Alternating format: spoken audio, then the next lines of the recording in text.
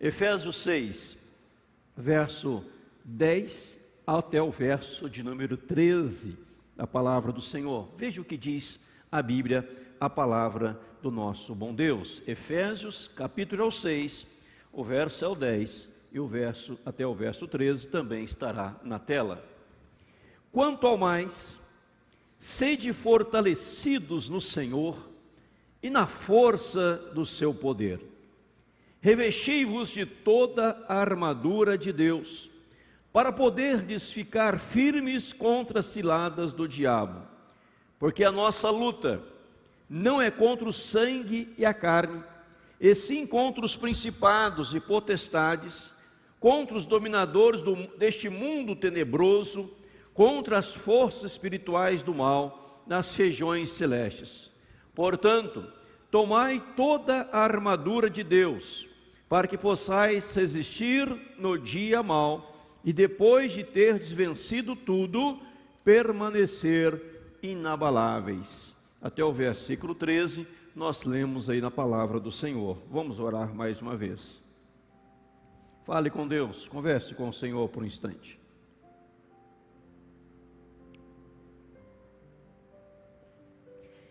Pai querido, nós te agradecemos pela tua palavra que é fiel.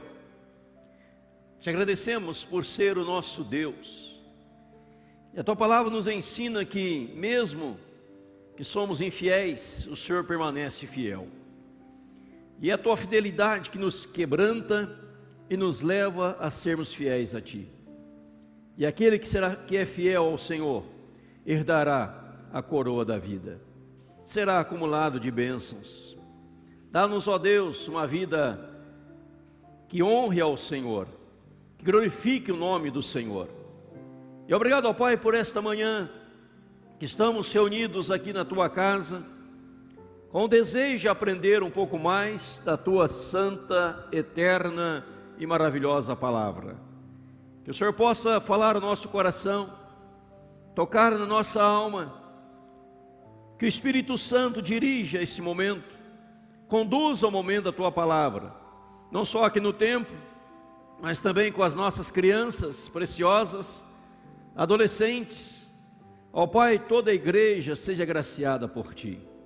Aqueles que ainda estão em viagem no gozo de suas férias, proteja-os, guarda-os, ó Deus, e traga-os de volta debaixo da tua bênção. Pai, a nossa oração ao Senhor, fala conosco, nós te pedimos humildemente, carecemos de ti, perdoa-nos, purifica-nos, edifica-nos, é a nossa oração, em nome de Jesus, amém. Sim. Paulo, grande servo de Deus, neste texto, ele vai fazer uma convocação para a batalha. Convocado para a batalha. Uma grande convocação para uma grande batalha. Paulo diz, quanto ao mais. Esta primeira expressão no versículo 10, quanto ao mais, tem um valor maravilhoso, extraordinário, pois ele está fazendo menção de tudo quanto havia falado até o presente momento. Como eu tenho dito aqui, repito, no capítulo 1, 2 e 3, ele ensina a doutrina, quem nós éramos e o que o Senhor fez por nós, para sermos o que nós somos hoje. E no capítulo 4, 5 e 6, Paulo então, ele parte para o lado prático. Aquilo que o Senhor fez em nós, como devemos viver, como devemos proceder, na vida familiar, na vida como pais, na vida como senhores e servos, em todas essas áreas, buscando o crescimento, o progresso, o desenvolvimento, cheios do Espírito Santo, buscando compreender a misericórdia de Deus, a graça de Deus, dizendo que aquele que começou boa obra em nós, há de completá-la até o dia de Cristo Jesus, buscando a plenitude de Deus nas nossas vidas, tudo que ele havia falado. Aí ele diz, então, quanto ao mais, eu preciso trazer isto à igreja de Éfeso. Quanto ao mais, ele vai nos ensinar aqui nessa convocação duas coisas importantes. Primeiro, como nós devemos preparar para esta batalha. Em segundo, a razão pela qual faz esta convocação. Então Paulo trabalha duas coisas nos versos ora lidos. Primeiro, como preparar-nos para a batalha e qual o motivo, a razão desta convocação que ele trouxe para nós. E ao falar como preparar-nos para a batalha, ele vai destacar três coisas. A primeira delas, como está aqui no verso, sede fortalecidos no Senhor. A segunda diz, na força do seu poder. E vai dizer ainda para nós no versículo 13, tomai toda a armadura de Deus. Vocês então precisam, irmãos em Éfeso, como diz o versículo de número 11, 10 e 11, 10 principalmente, quanto a mais, sede fortalecidos no Senhor e fortalecidos na força do seu poder. E você precisa tomar toda a armadura de Deus. Deixa eu ir à frente, depois eu retorno nesse ponto. E aqui ele traz a razão, para que possais resistir no dia mau e permanecer inabaláveis depois de terdes vencido tudo. Se você quer resistir, se você quer permanecer inabalável, se você quer vencer toda a situação, você precisa lembrar de algumas coisas. Não tem como chegar na razão para resistir, para permanecer e vencer tudo, se eu não buscar na minha vida ser fortalecido no Senhor e na força do seu poder. E Paulo está dizendo que a situação da vida haverá uma grande mudança quando nós nos aprofundamos na nossa intimidade e no nosso relacionamento com o Senhor. Quanto ao mais, outra expressão do texto, do original, seria finalmente, irmãos, finalmente, sede fortalecidos no Senhor. Sede fortalecidos. Isso é algo diário. Isso é algo contínuo. E também busque a força do poder de Deus. Nós sabemos que o mundo, dia após dia, caminha numa situação complicada, num declínio muito grande. O mundo caminha ladeira abaixo, moralmente, socialmente, politicamente, em todas as áreas. Agora, como nós podemos transformar este mundo? Aonde está a solução deste mundo? Nós, cristãos, nos fortalecendo em Deus, no Senhor. Nós, cristãos, buscando a força do poder de Deus, tomando toda a armadura de Deus. O que Paulo está dizendo, em outras palavras, resumindo isto aqui, é o seguinte: não há solução, não há vitória fora de Deus. Não tem como vencer em nenhuma área da vida a parte de Deus, longe do Senhor. Então é no Senhor que nós nos fortalecemos, é no Senhor que nós somos revigorados, é no Senhor que a graça dele vem sobre nós. E note que muitos não têm se fortalecido no Senhor, e nem na força do seu poder, e nem tomado toda a armadura de Deus. E eles, por não fazerem isto, não conseguem resistir no dia mau. Caem, tropeçam, escandalizam, são escandalizados, são derrotados, são frustrados, perdem as batalhas da vida. No dia mau, no dia difícil, não consegue resistir, e por não conseguir resistir, a pessoa se entrega. Mas se você quer resistir no dia mau, você precisa estar fortalecido em Deus. Se você quer permanecer inabalável, veja que Paulo está dizendo, não é uma batalha apenas na vida, não é apenas uma luta, mas a vida é uma luta dia após dia, momento após momento. E após vencer tudo, depois de ter vencido tudo, você precisa permanecer.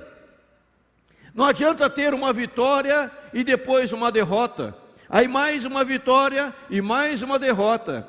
Aqueles que vão vivendo a vida cristã de altos e baixos, de altos e baixos. Hoje eu estou no topo, amanhã estou lá embaixo. Hoje eu sou vitorioso, amanhã eu sou derrotado. Hoje eu estou cheio de alegria, amanhã estou deprimido. Hoje eu estou radiante, amanhã eu estou angustiado na alma. Como eu preguei domingo passado, a parte A, onde viver uma vida leve, primeira parte da pregação, uma vida leve, uma vida pesada, sobrecarregada. O Senhor não quer isso para nós, Ele quer uma vida leve. Mas eu venci, e após vencer, eu preciso permanecer de forma inabalável, onde nada venha a nos abalar, em todas as áreas e dimensões das nossas vidas. E Paulo diz lá, quanto a mais, sede fortalecidos no Senhor e na força do seu poder. Você precisa disso. Ele está dizendo, veja lá, eu tenho que lutar. Eu tenho que lutar. Eu vou ser derrotado ou vitorioso, mas eu tenho que lutar. Ele diz no texto, no verso 12, porque a nossa luta, eu tenho então buscar a Deus. Veja essa frase, à medida que a religião desce, todas as outras coisas sobem. Veja esta frase, eu vou explicá-la. À medida que a religião, vida com Cristo, vida religiosa, religião do latim religare, do verbo religar o homem com Deus, religar do latim. O papel da religião é religar o homem a Deus, vida com Deus, intimidade com Deus, vida espiritual. À medida que a religião desce, todas as outras coisas sobem. O que quer dizer isto? À medida que Deus fica em segundo plano, tudo que não presta, começa a crescer na nossa vida. A angústia, sofrimento, a depressão, as dores, o pecado, a miserabilidade, a miséria, a promiscuidade, tudo no mundo começa a crescer. À medida que os cristãos deixam de crescer em Deus, mas começam a buscar as coisas do mundo e não as coisas do Senhor, então a religião desce. A pessoa não é mais assídua à igreja, não lê mais a palavra de Deus, não ora mais, vive uma religiosidade de domingo, é o crente domingueiro, a religiosidade de domingo. Então não pratica mais a vida cristã. Antes orava, antes jejuava. A Bíblia não diz que eu devo jejuar ou que eu devo orar, porque ela já parte do pressuposto que eu como cristão oro e jejuo. Porque ela diz assim, quando orardes, quando jejuardes, já está partindo do pressuposto que você ora, que você jejua. Ela não diz assim, se você orar, se você jejuar, se você se consagrar. Não, ela diz assim, quando orardes, quando jejuardes. Aí ela fala como fazê-lo, como praticar, porque ela parte do princípio que nós já praticamos. Mas veja e percebam na história dos grandes avivamentos, quando as pessoas estavam buscando a Deus, vivendo na presença do Senhor intensamente, se convertendo de fato, de verdade, das mazelas da vida, abandonando a vida torta, buscando uma vida reta, correta. O que acontecia na sociedade? A sociedade era transformada. Aonde havia bebedeira deixou de existir. Aonde havia promiscuidade deixou de haver. Aonde havia mentira, falsidade, corrupção, deixou de haver. Porque a religiosidade estava a todo vapor. E as pessoas buscavam a Deus. Mas nos países e lugares onde as igrejas foram se esvaziando, e as pessoas começaram a achar que agora a vida religiosa não tem importância, o ato de ir à igreja, cultuar a Deus não tem importância. Lá em Hebreus 10 diz: não deixemos de congregar-nos como é costume de alguns, antes façamos as demonstrações, quanto mais vezes que o dia se aproxima. Hebreus capítulo 10, verso 12, se não me engano.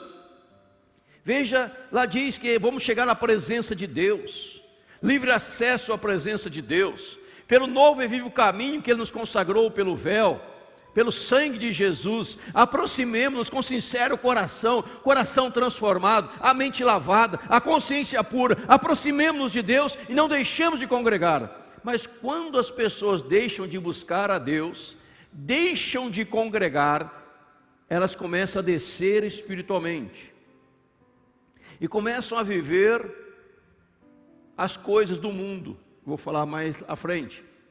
Elas começam a buscar as coisas do mundo, não tem mais prazer em Deus. A sua vida religiosa resumiu a 1 hora por semana, ou durante a semana 1 hora apenas, 1 hora por dia, 1 hora durante a semana apenas, ou por mês. Então quando a religião desce, todas as outras coisas sobem, e as pessoas deixaram de congregar, deixaram de buscar, as igrejas fecharam. Aí tudo que não presta tomou conta destes países. À medida que a religião desce, todas as outras coisas sobem. O que Paulo está dizendo? Vamos buscar a Deus, ser vitoriosos. Nós precisamos lutar. Diz a palavra do Senhor: quanto ao mais, sede fortalecidos na força do seu poder, tomai toda a armadura de Deus, para que vocês possam resistir.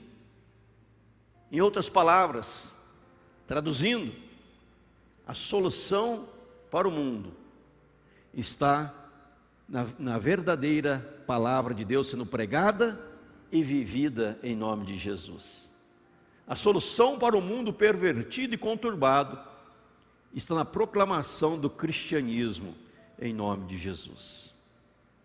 Mas nós precisamos buscar a Deus constantemente. Eu tenho que lutar, eu tenho que buscar. Veja que o texto sagrado está dizendo: a luta é real, querendo ou não. Olha o que o texto fala: porque a nossa luta não é contra o sangue e a carne, e sim contra os principados e potestades, contra os dominadores deste mundo tenebroso, contra as forças espirituais do mal nas regiões celestes. Note a expressão: a nossa luta. A nossa luta. A luta é nossa. O que Paulo está dizendo aqui então, nisso aqui, meus amados? A luta é nossa. Eu tenho que lutar, não a transfira nem para Deus. Não a transfira nem para Deus. Paulo está dizendo aqui: olha, agora o Senhor vai lutar por você. Não, ele fala: porque a nossa luta é você que vai lutar, não é Deus. Ah, eu vou viver a vida assim, Deus que luta por mim, Deus vai lutar por mim. Ele fala: não, agora esta luta é sua, não de Deus. Você vai se fortalecer nele, na força dele, para vencer a luta, mas quem vai lutar é você. Ou seja, Paulo está convocando a igreja para a batalha. Paulo está convocando a igreja para a luta. Nós vamos lutar, mas a luta é nossa, eu não posso transferi-la nem para Deus, porque ele diz que a luta é minha. Como eu falei anteriormente em outras pregações aqui, que há coisas na Bíblia que a Bíblia manda não orar, ela manda agir. Senhor, que eu não minta mais. Não manda orar para você não mentir, manda você simplesmente não mentir. Ah, Senhor, vou jejuar 40 dias, 40 noites para que não minta. Não, irmã, pare de mentir. Não fica orando por isso não, ele não mandou orar para isso, mas você para de mentir. Agora a luta espiritual, esta batalha, ela é nossa. Eu tenho que lutar, eu tenho que assumir responsabilidade. Assuma a responsabilidade, entenda onde é a batalha. Onde é esta batalha? Eu assumo responsabilidade que eu vou lutar. Você vai lutar, nós vamos lutar juntos, e vamos vencer juntos, vamos triunfar juntos. A luta é nossa. Quanto ao mais, irmãos, faça isso, para que você possa permanecer de forma inabalável. Mas só permanece de forma inabalável aquele que luta diariamente, assumindo as responsabilidades da vida, buscando a Deus, orando ao Senhor, lendo a palavra de Deus, jejuando, se consagrando, servindo a Deus, lendo a palavra, orando, jejuando, consagrando, repito, estando na casa do Senhor e recebendo a palavra, dando prioridade a Deus. As pessoas normalmente estão deixando de priorizar a Deus. Elas estão priorizando o cuidado do corpo muito mais com cuidado com a vida espiritual da alma. E é decepcionante quando pessoas priorizam mais o corpo do que a alma, e vão nas academias da vida. Nada errado contra a academia, mas ir na academia na hora do culto, e andar de bike na hora do culto, e fazer essas coisas para o corpo na hora do culto, isso não é bênção para a vida. E muitos caem até na falta de bom senso, de começar a postar na internet fotos, fotografias, selfie, né? Vamos usar fotos, fotografia do tempo mais antigo, tempo do Hérito, né? A hoje mais moderno, tempo do Alberto já é selfie, né? Fazer selfies indecorosas, quase sem nada. Se diz cristão, isso é vergonhoso para o Evangelho. Pessoas que vão na praia, lógico que você não vai na praia de terno, mas você vai na praia, precisa ficar postando fotos da praia, chamando atenção para o corpo? Não precisa, não precisa. Na academia, está com o corpo sarado agora, postando uma foto que gera sensualidade. Isso é correto biblicamente? Isso reflete a vida com Deus? Não reflete, não é correto. Falta o bom senso. É como ir na igreja com roupas decotadas, ir na igreja com roupas sensuais. É correto? Não é correto, falta bom senso. Falta, a palavra é essa, bom senso. Orar a Deus, buscar a Deus, mas muitos têm priorizado: eu não tenho tempo porque eu estou na academia, não tenho tempo porque eu vou pedalar, não tenho tempo porque eu vou para não sei na onde. Deus tem que ser em primeiro lugar. Encaixe a academia e outras coisas em outros momentos, não no momento do culto, da adoração, da celebração, da busca pelo Senhor, em nome de Jesus. Aí muitos vão naquela mentalidade: mas eu não preciso ir à igreja, eu sou a igreja. Você não é a igreja. A igreja são todos juntos, formam a igreja. Ninguém é a igreja isoladamente. Nós temos que estar juntos, congregando, adorando e buscando ao Senhor e vivendo a vida cristã para a honra e glória do Senhor, em nome de Jesus. Amém, irmãos? Mas quando a gente começa a priorizar outras coisas, vai crescendo no mundo tudo que não presta. Mas quando nós valorizamos a vida espiritual, vai crescendo no mundo também tudo que é agradável a Deus, tudo que é bom, e o mundo vai sendo transformado pelo poder de Deus. Então a batalha é nossa, é a batalha espiritual. Se Deus, eu estou aqui me fortalecendo no Senhor, eu estou aqui buscando a força do teu poder, porque eu vou vencer tudo e vou permanecer de maneira inabalável. Nada vai me derrotar, em nome de Jesus, amém, irmãos? Nada vai nos derrotar. Aí Paulo diz aqui, ó, sobre as ciladas do diabo. O que ele diz aqui, ó, no versículo 13: portanto, tomai toda a armadura de Deus, para que possais resistir no dia mau, e depois de teres vencido tudo, permanecer inabaláveis. Inabaláveis. Agora eu leio o 12. Porque a nossa luta não é contra o sangue e a carne, e sim contra os principados e potestades, contra os dominadores deste mundo tenebroso, contra as forças espirituais do mal nas regiões celestes. Aonde é a minha luta? Contra principados, contra potestades, nas regiões celestes. Verso 12, estou de baixo para cima: revestir de toda a armadura de Deus, para poderes ficar firmes contra as ciladas do diabo. Então veja que eu estou lendo aqui para você. Eu vou permanecer inabalável, sabendo com quem eu estou lutando, e sabendo que as ciladas armadas, eu vou vencer essas ciladas. Para ser inabalável, com quem eu estou lutando, e para vencer as suas ciladas. Aí vem aqui então, as ciladas do diabo, para quem quer permanecer inabalável, com quem eu vou lutar. O diabo é real. Eu preciso saber disso primeiramente. O diabo é real. Ah, pastor, diabo tem que escrever com D maiúsculo. Não, eu escrevo sempre com minúsculo, porque não vou dar crédito para ele. Nunca escrevi de letra maiúscula. É o diabo mesmo. O diabo, mas o diabo é real. Diz aqui, pastor, século 21, 22, já quase para o 23, ainda falando em diabo. O diabo é real. O diabo é real. A batalha é espiritual. O diabo é real. Quais são as ciladas dele? Vamos ler na Bíblia? Abra comigo lá em Gênesis 3:1.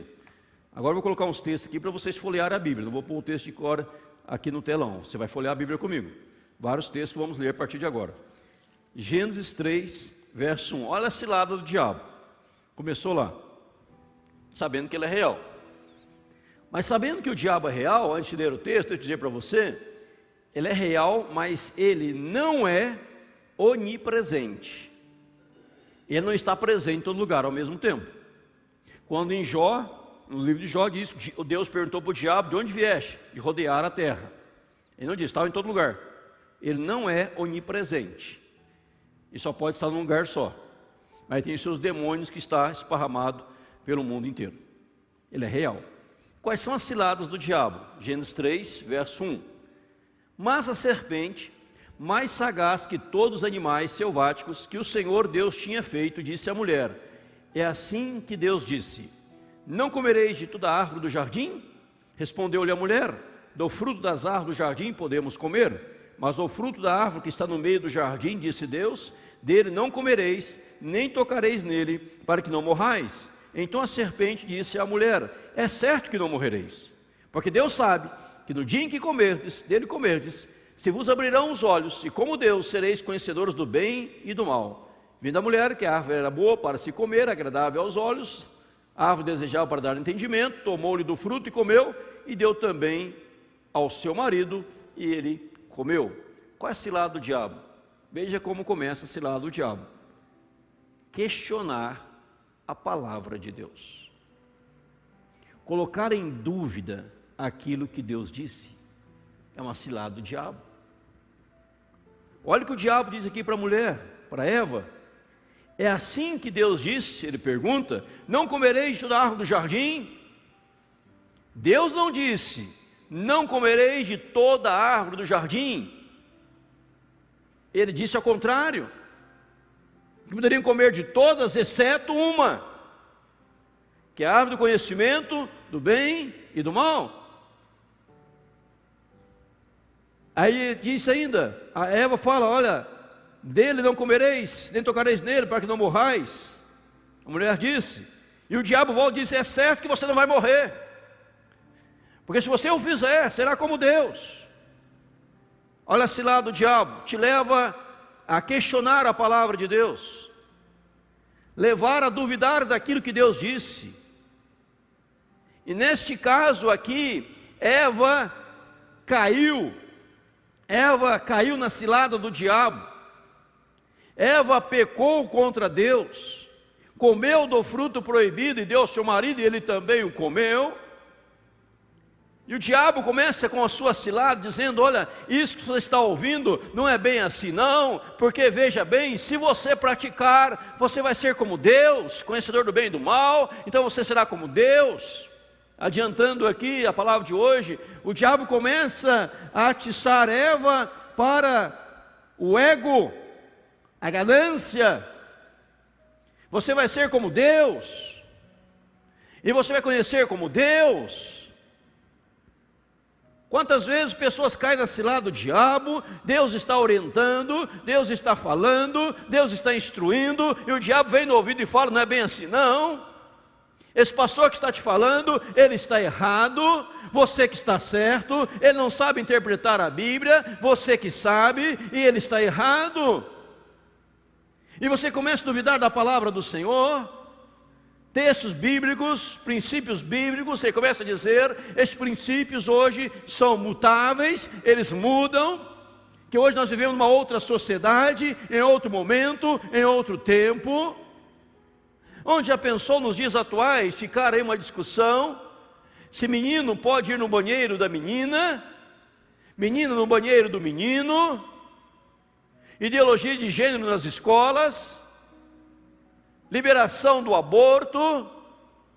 Mas hoje vivemos em outra sociedade, em outro mundo, e o diabo começa a usar isto. Veja que começa a negligenciar a palavra de Deus. Mas o casamento entre homem e homem pode, mulher com mulher pode, porque veja bem, o que importa é o amor, e a gente tem que amar. Se as pessoas se amam, que sejam felizes, o importante é ser feliz. Mas a Bíblia não diz isso.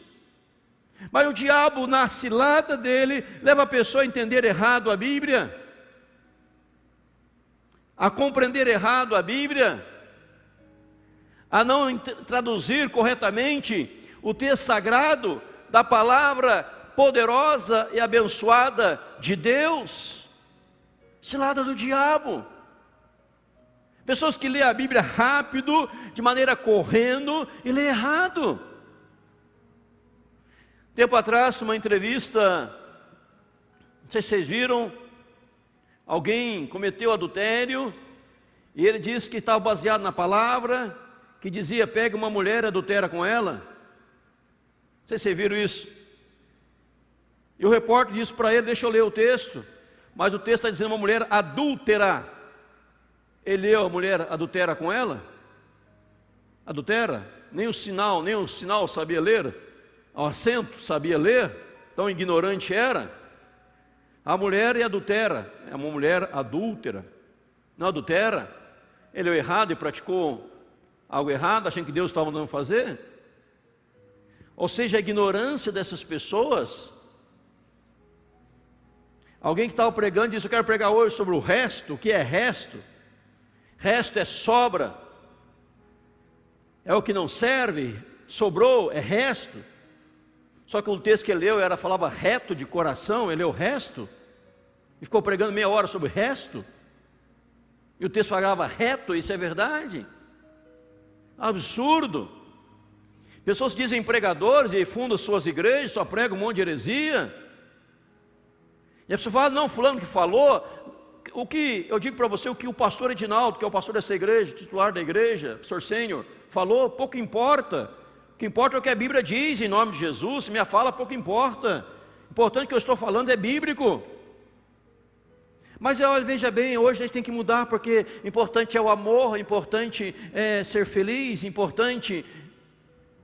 Não é assim que a Bíblia ensina. Mas o diabo leva essa cilada a não entender a Bíblia, a não compreender a Bíblia, a não entender o que Deus disse. E o diabo fez com que Eva caísse, e Adão caiu, foram expulsos do jardim do Éden. Louvado seja Deus por terem sido expulsos, louvado seja, porque em Cristo fomos restaurados e voltamos ao Éden, em nome de Jesus, por causa de Jesus. E por que o Senhor, só uma curiosidade para você, por que o Senhor expulsou eles do jardim do Éden? Para que eles não comessem da árvore da vida, porque se eles comessem da árvore da vida em pecado, viveria eternamente em pecado. E após a restauração, lá no Apocalipse vai dizer que nos dá agora em Cristo o direito de comermos da árvore da vida, após restaurados em Cristo Jesus, para vivermos eternamente na presença do Senhor, restaurados em nome de Jesus. Amém? Então foram expulsos por proteção, que se comam da árvore da vida em pecado, eternamente em pecado.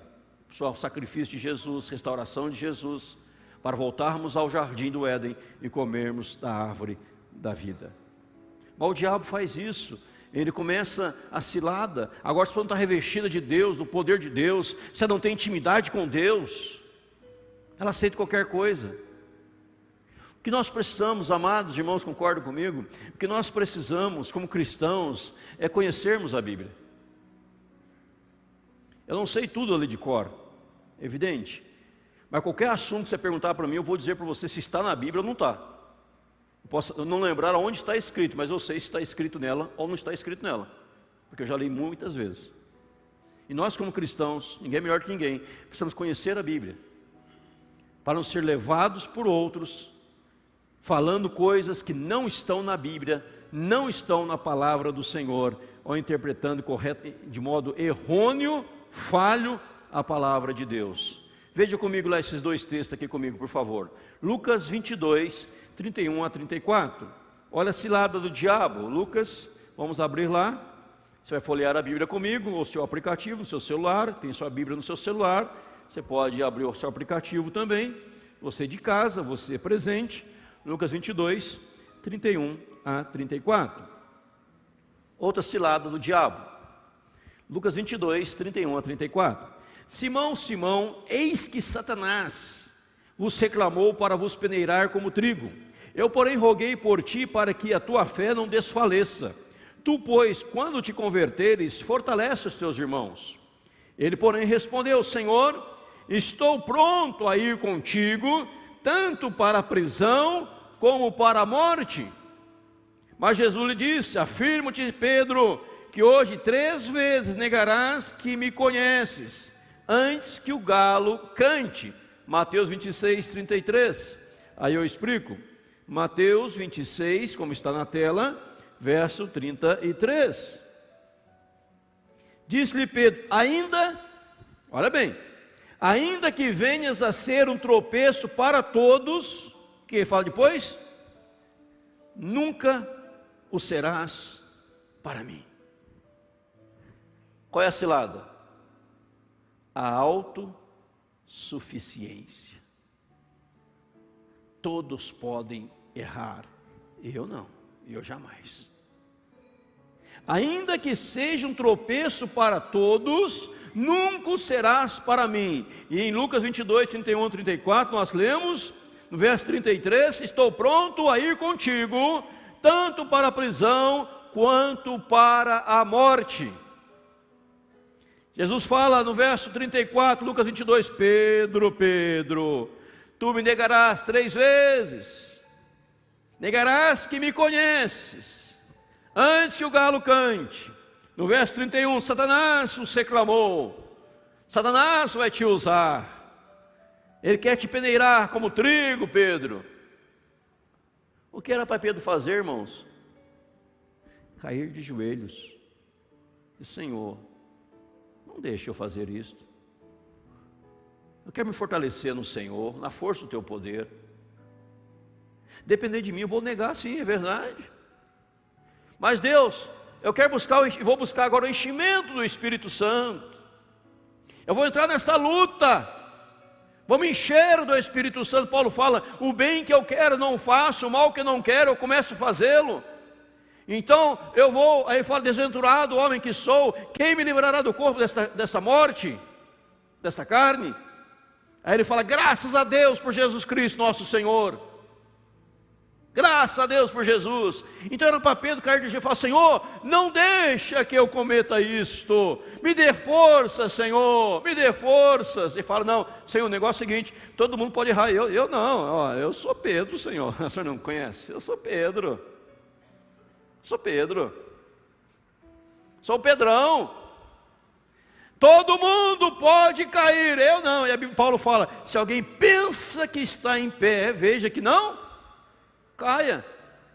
Mas o cara arrogante, autossuficiente, o Senhor está orientando, o Senhor está falando, o Senhor está conduzindo, o Senhor está demonstrando, para ele falar: todo mundo é um bando de pecador menos eu. É como o fariseu que foi orar no templo.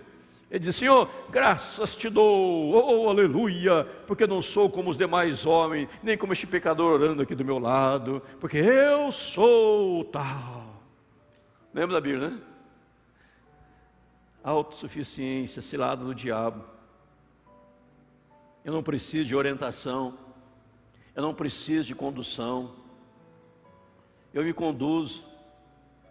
É aquele que não aceita disciplina, é aquele que não aceita correção. Sabe aquela pessoa que vai corrigir ou disciplinar, admoestar, já fica toda revoltada, tudo cheia de raiva, de ódio, de ira, e se tranca. Quem se viu falar assim comigo? Sabe quem eu sou? Diz que o policial parou alguém no trânsito, ele perguntou para o policial: o senhor sabe quem eu sou, filho? O policial disse para ele: não vou fazer teste de paternidade, vou te dar uma multa apenas. Interessa quem você é, filho. Não é teste de paternidade. Eu sou filho, meu sobrenome importa, pouco importa o sobrenome. Mas tem gente que não gosta de ser demonstrado. Jesus está demonstrando Pedro, está avisando Pedro: não precisa me responder, não me respondam, só na sua mente. Você já cometeu algum erro, alguma falha? Depois você disse: se eu tivesse dado ouvido àquela palavra, não teria cometido tamanha burrice. Se eu tivesse ouvido aquela orientação de Deus, eu não teria cometido tamanha estupidez. Se eu tivesse ouvido, mas eu não ouvi e quebrei a cara. Quantas vezes já aconteceu? Você fala: Pedro, o diabo te peneirou, Pedro. Eu tinha um tio, ele já morreu, partiu para a eternidade, há muitos anos atrás. Era lá de São João da Cristina. Se você nunca viu falar de São João da Cristina, você precisa conhecer. É lá onde o vento faz a curva, porque não tem mais para onde ir. O vento chega lá em São João da Cristina e volta, porque não tem mais para onde ir, tem que voltar. Jesus está ligando, atenda. Aí ele está lá em São João da Cristina, meu tio, é uma igreja rural, na roça. É calçado só a frente da igreja, o resto é poeira. Quando chove, barro. Mas a igreja tem mais de 500 membros. Domingo de manhã está bombando a igreja, domingo à noite está bombando a igreja. Pessoal, quando chega, eu nasci lá, sou fruto de lá, e mais milhares de outros pastores que saíram de lá, milhares mesmo de outros pastores. E o pastor vai lá, prega um dia, fica empolgado, igreja com 500 pessoas, vou ser pastor aqui. Aí ele fala: que monte de gente, que legal. Aí na segunda começa a comer poeira, chove, começa a comer barro. Deus está me chamando para outro lugar. É assim que acontece às vezes com alguns. Mas esse tio lá, ele falava assim: eu gosto quando vou na igreja, aquela mensagem poderosa, que dá bordoada de todos os lados. É assim que eu gosto. Ele falava: não gosto que a mensagem assim, água com açúcar, não. Deus te ama, você vai para o céu. Deus é amor, Deus é verdade, Deus é vida, e vamos juntos de mãos dadas para o céu, louvado seja. Falei: não, eu gosto de bordoada, porque é aí que a gente aprende. É lógico que eu não dou bordoada. O riso aí, não estou entendendo, né? Como dizia Magda, não estou entendendo, né? Mas a gente tem que entender, quando Deus está demonstrando, a gente tem que aceitar. Se fosse você no lugar de Pedro, o que você falaria para o Senhor? Senhor, realmente eu vou falhar, me ajuda, Senhor, não deixa eu errar não, sou humano. Não, eu não. Cuidado, cilada do diabo é a autoconfiança, é confiar em si mesmo, no seu poder, revestidos do poder de Deus. Depender da gente, irmãos, estamos fritos. Vamos ver o texto? 2 Coríntios 4:4. As ciladas do diabo, estão falando ciladas do diabo. 2 Coríntios, você está folheando a Bíblia nessa manhã, manhã de domingo é dia de folhear a Bíblia. 2 Coríntios 4:4. Olha lá que diz: o Deus deste século cegou o entendimento dos incrédulos, para que lhes não resplandeça a luz do Evangelho da glória de Cristo, a qual é a imagem de Deus. O diabo, Deus deste século, cegou o entendimento dos incrédulos. 2 Coríntios 11, verso 3. Está ali na tela. 11, verso 3, está a sua referência. Mas receio que, assim como a serpente enganou a Eva com a sua astúcia, assim também seja corrompida a vossa mente e se aparte da simplicidade e pureza devidas a Cristo. Vou repetir: receio. Como a serpente enganou Eva com a sua astúcia, assim também seja corrompida a vossa mente. Mente corrompida. E a parte da, veja a expressão, simplicidade, pureza, devidas a Cristo. O Evangelho é muito simples. O Evangelho é puro, é cristalino. Não tem frescura, em outra expressão. Mas a serpente enganou Eva, e a pessoa também o diabo com a sua astúcia, vai corromper a mente de muitos, porque ele cegou o entendimento, para que não vejam, não entendam a palavra de Deus, cega o entendimento. Se lá do diabo cegar o entendimento, cegar, você não consegue entender, o diabo fazendo isso lá do diabo. Eu não estou entendendo, então eu vou lutar, eu vou perguntar, eu vou ler um comentário bíblico, eu vou perguntar ao pastor, a um presbítero da igreja: ó, presbítero, eu não estou entendendo esse texto, me ensina, me ajuda a entender isso aqui, o que Deus quer da minha vida. Não estou entendendo, a Bíblia é difícil de entender mesmo, é um livro complicado, e quem lê muito a Bíblia fica louco, então nem vou ler a Bíblia, nem se esforça, nem luta para aprender, nem luta. E aqui nós temos pessoas dispostas 24 horas para ensinar a Bíblia. 24 horas. Só marcar o horário, vai ter alguém para atender. 24 horas. Mas a pessoa, o diabo está lá cegando o entendimento. E aqui 2 Coríntios 11, 3, fala que a parte da simplicidade do Evangelho. Aí diz lá, 11, 3, deixa eu ver aqui a expressão correta. Da simplicidade e pureza devidas a Cristo. Aí começa não, para ser crente, tem que ir no monte orar todo dia.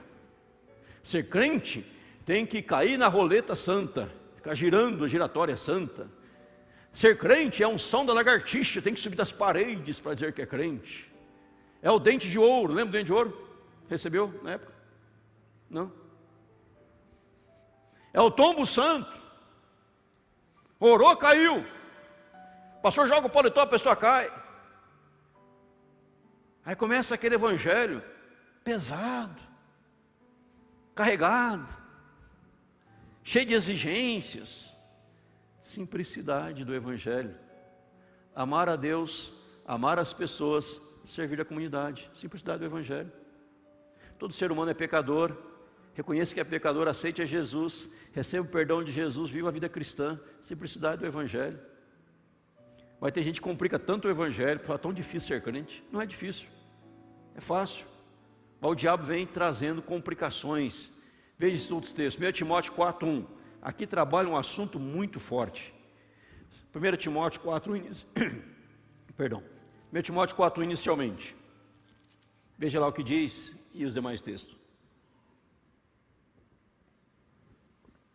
Ora, o Espírito afirma expressamente, que nos últimos tempos alguns apostatarão da fé por obedecerem a espíritos enganadores e a ensinos de demônios. Olha esse lado do diabo. Ensino de demônio, espíritos enganadores. Isso que já acontece nos dias atuais.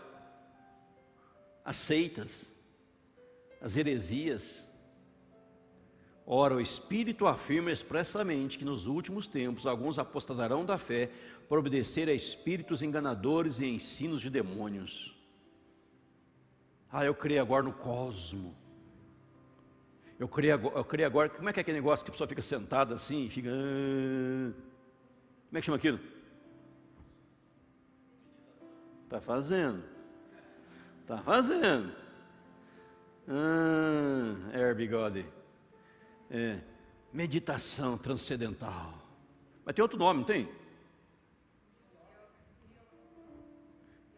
Yoga, né? Esse que você faz? Yoga. Yoga. Cosmo. As influências positivas. Espírito de demônio. Faz isso porque não conhece a Bíblia. 1 Timóteo 3,6. 1 Timóteo 3,6.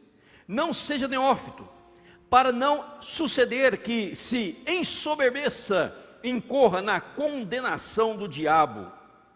Olha aí. Fala aqui de bispo e diáconos, presbíteros e diáconos eleitos. Não pode ser um neófito. O que é o neófito? Novato, novo. Acabou de converter, já vira presbítero. Aí fala, sou presbítero,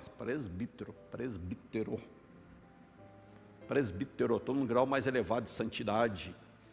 No culto nem ergo muita mão, se erguer o Senhor já puxa. Então, para não ser arrebatado, eu sou presbítero, eu mando em você. O cara neófito fica soberbo. Porque o presbítero, como tem os amados aqui, são servos de todos, humildes, consagrados, servimos a todos. Mas aqui fala de ensoberbecer, a soberba. 1 Crônicas 21, 1 Crônicas 21, verso 1. Veja lá comigo, estudando a palavra do Senhor, dentro do nosso tempo que nos resta. 1 Crônicas 21, verso 1, rapidamente, diz lá a palavra de Deus. Deixa eu abrir aqui. 21, verso 1. Então Satanás se levantou contra Israel e incitou Davi a levantar o censo de Israel. Incitou Davi a levantar o censo. Davi quis levantar o censo, tomado de orgulho. Olha quanta gente. Cuidado. 1 João 4:1. 1 João 4:1. Vamos para frente rapidamente.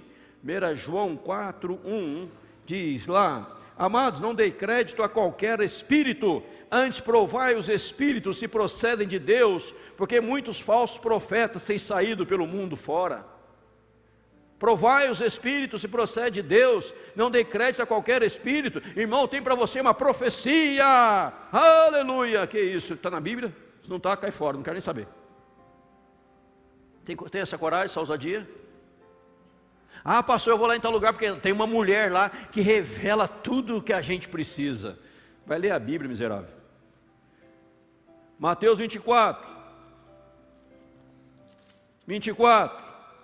diz lá: porque surgirão falsos cristos e falsos profetas, operando grandes sinais e prodígios para enganar, se possível, os próprios eleitos. Falsos profetas, Mateus 24, para enganar os próprios eleitos. Então não adianta a pessoa falar que profetizou, que Deus falou, eu fui até o terceiro céu, desci até o inferno, falei com o diabo, subi ao céu, falei com Deus. Não adianta. É bíblico. Porque se for praticar a Bíblia diz assim: o profeta que der profecia e não se cumprir, coloca aí no canto e apedreja, tem que morrer. Está na Bíblia ou não está? Ela manda apedrejar, irmãos. Porque é chamado de falso profeta. O falso profeta era apedrejado. Eu, Edinaldo, do Velho Testamento, levantar, eu tenho uma profecia para vocês, e dei uma profecia, fala aleluia, glória a Deus, e não se cumpriu, eu seria apedrejado. Porque a palavra de Deus é muito séria. O Senhor está me revelando que aqui nesta manhã há alguém com dor de cabeça, que alguém nesta manhã tem uma dívida para pagar amanhã, segunda-feira, está pensando como vou pagar essa dívida amanhã. Se fizer apelo, pelo menos uns 2 vem à frente. O Senhor está me revelando que alguém está com dor no pé e está inchando. O Senhor está me revelando que alguém que está preocupado, seus netinhos estão bem. Coisa óbvia.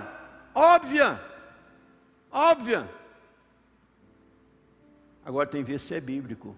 Vamos entendendo. O que eu quero dizer é o seguinte, queridos: a Bíblia é séria. Não podemos brincar com a Bíblia. Falsos profetas, enganando, Veja lá, vamos para frente. A mundaneidade, mundo. Mateus 13, 22, depois você lê em casa. Lucas 21, 34, 1 Timóteo 10, 6, 10 a 12, 2 Timóteo 4, 10. Estes textos falam aqui da preocupação demasiada com as coisas do mundo, as inquietudes do mundo, preocupado com as coisas do mundo, como Marta lá, Jesus diz: Marta, Marta, te preocupes com muitas coisas, uma coisa só te é importante, Maria escolheu a boa parte. Aqui esses textos falam das preocupações com as coisas do mundo, devemos eliminar isso da nossa vida. E veja lá, nessas ciladas do diabo aí, tentação, desânimo, ansiedade, preocupações, a mundaneidade, estava falando anteriormente, o ego, só ciladas do diabo, leva você a ficar tentado, desanimado, ansioso, preocupado. Mundo, a mundaneidade quer dizer a preocupação com as coisas do mundo, não que seja em princípio pecado, mas pode levar ao pecado. O que eu vou comer amanhã, o que eu vou vestir amanhã, Mateus 6, né? Ansiedade pelas coisas da vida, ciladas do diabo. Você sabe que Deus cuida de você, os gentios é que andam ansiosos, não você. Você tem que cuidar, se entregar para Deus, Deus cuida de você. O ego não pode existir. O salmista diz: Senhor, livra-me, guarda-me da soberba, então serei irrepreensível. Irmãos, a pior coisa que existe na vida de alguém é soberba, orgulho, nariz empinado. Se chover, morre afogado, tão nariz empinado, tão orgulhoso, tão soberbo, vaidoso. Deus abomina isso, abomina isso, abomina. O cristão é alguém humilde, em nome de Jesus, amém, irmãos?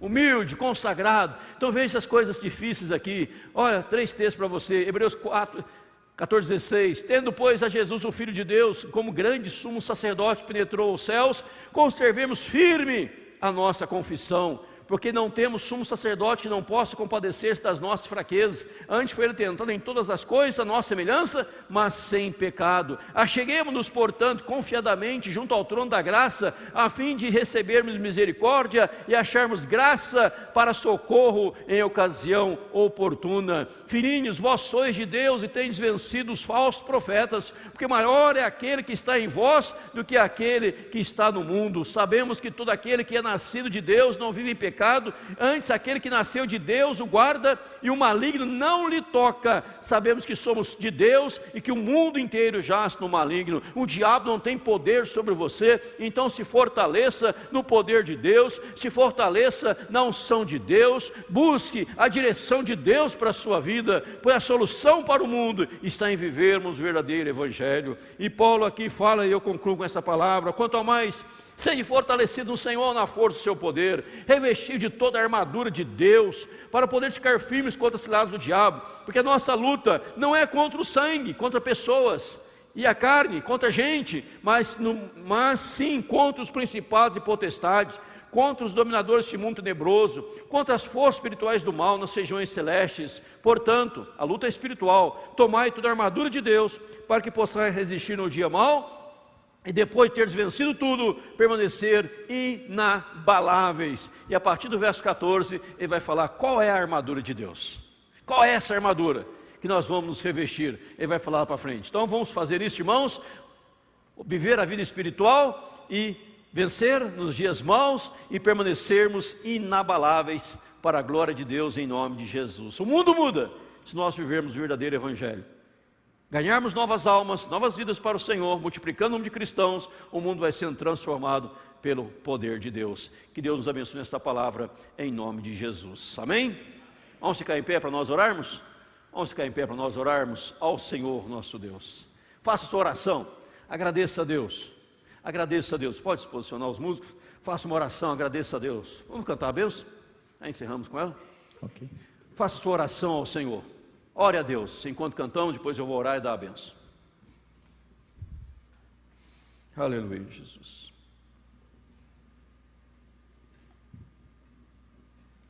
Louvado seja o teu nome, Senhor. Revista-nos o teu poder, ó Deus. Quanto a mais, sede fortalecidos no Senhor, na força do seu poder. Nós vamos revestir a armadura de Deus, que vamos ver semana que vem qual é essa armadura. Aleluia, glória a Ti, Senhor. Queremos permanecer firmes, inabaláveis no Senhor. vamos vencer tudo, que vamos lutar a batalha espiritual, Senhor, em nome de Jesus. Glórias a Ti, que o Senhor te abençoe.